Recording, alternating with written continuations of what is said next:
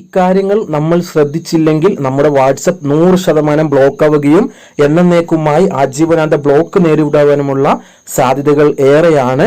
ഈ April 1-നും April 30-നും ഇടയിൽ മാത്രം 71 ലക്ഷം അക്കൗണ്ടുകളാണ് വാട്സാപ്പ് അടച്ചുപൂട്ടിയിരിക്കുന്നത്.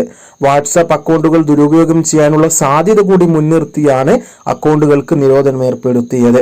അതായത് ആകെ 71,82,000 അക്കൗണ്ടുകൾക്കാണ് വാട്സാപ്പ് നിരോധനം കൊണ്ടുവന്നത്.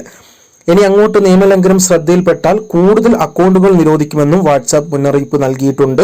സംശയാസ്പദമായ അക്കൗണ്ടുകൾ മുൻകൂട്ടി തിരിച്ചറിയുന്നതും നിരോധിക്കുന്നതും വാട്സാപ്പ് മെഷീൻ ലേണിംഗും ഡാറ്റ അനലിറ്റിക്സും ഉപയോഗിച്ചാണ്. സ്കാമുകൾ, തെറ്റായ വിവരങ്ങൾ, ഹാനികരമായ ഉള്ളടക്കം എന്നിവയിൽ ഏർപ്പെടുന്ന വാട്സാപ്പ് അക്കൗണ്ടുകളും നിരോധിച്ചവയിൽ ഉൾപ്പെടുന്നു.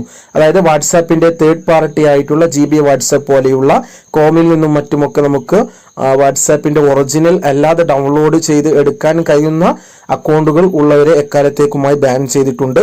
അതുപോലെ തന്നെ തെറ്റായ വിവരങ്ങൾ അയച്ച അല്ലെങ്കിൽ ഹാനികരമായ സമൂഹത്തിലും ജനങ്ങൾക്കും ഇടയിലൊക്കെ പ്രശ്നങ്ങൾ ഉണ്ടാക്കുന്ന തരത്തിലുള്ള മെസ്സേജുകളും അതുപോലെ തന്നെ സ്പാം മെസ്സേജുകൾ, വ്യാജമായിട്ടുള്ള നിരവധി വാർത്തകൾ നമുക്കറിയാം ഒരുപാട് ആളുകൾ സ്പ്രെഡ് ചെയ്യുന്നത്.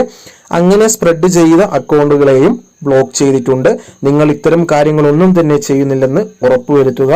കാരണം നമ്മുടെ ആ നമ്പറിൽ പിന്നെ നമുക്കൊരു കാലത്തേക്കും വാട്സപ്പ് ഉപയോഗിക്കാൻ കഴിയാതെ വരുന്ന അവസ്ഥയിലേക്ക് മാറുന്നതാണ്. ആരെങ്കിലും ഇത്തരത്തിൽ വ്യാജമായ അക്കൗണ്ടുകൾ ഉപയോഗിക്കുന്നവരുണ്ടെങ്കിലും സ്കാം മെസ്സേജുകൾ അയക്കുന്നവരുണ്ടെങ്കിലും അവരിലേക്ക് ഈ മെസ്സേജ് എത്രയും പെട്ടെന്ന് ഷെയർ ചെയ്തു കൊടുക്കുക. ഇന്ന് തന്നെ സാധാ പ്ലേ സ്റ്റോറിൽ ലഭിക്കുന്ന വാട്സപ്പ് ഇൻസ്റ്റാൾ ചെയ്യുവാൻ പറയുകയും മറ്റുള്ളവർ പെട്ടെന്ന് തന്നെ അൺഇൻസ്റ്റാൾ ചെയ്ത് ഇതിലേക്ക് മാറുവാൻ വേണ്ടിയിട്ടും അവരോട് പറയുക. എങ്കിൽ അവരുടെ അക്കൗണ്ട് അവർക്ക് തുടർന്നും ഉപയോഗിക്കാൻ കഴിയുന്നതാണ്.